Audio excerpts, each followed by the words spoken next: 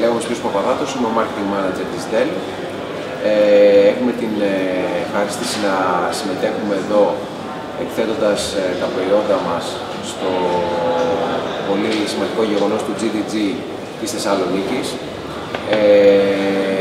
Είχαμε την ευκαιρία να μιλήσουμε με πολλούς Google developers και όχι μόνο, και ανθρώπους οι οποίοι θέλουν να στήσουν κάτι νέο επιχειρηματικά εκμεταλλευόμενοι τις νέες τεχνολογίες και τις ευκαιρίες που παρουσιάζονται.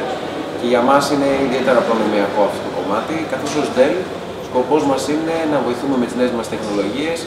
τους ανθρώπους να αναπτύσσονται, να κάνουν ομάδες, να αναπτύσσονται προσωπικά, επαγγελματικά και γενικότερα στη ζωή τους. Είχαμε την ευκαιρία να παρουσιάσουμε μερικά από τα πιο σημαντικά μοντέλα της Dell και να μιλήσουμε για τις υπηρεσίες, όπως για παράδειγμα την εγγύηση Next Business Day, η οποία συνοδεύει όλα μας τα προϊόντα. Το σημαντικό της εγγύησης είναι ότι την επόμενη εργάσιμη ημέρα,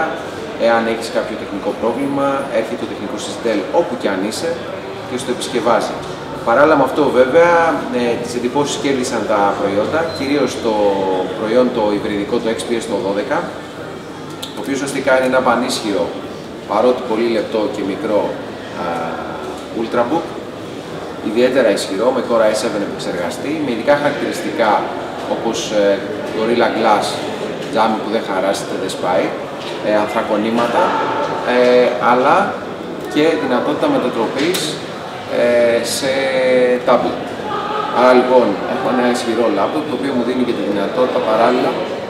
να μεγιστοποιήσω τη χρηστικότητα, το Windows 8, έτσι,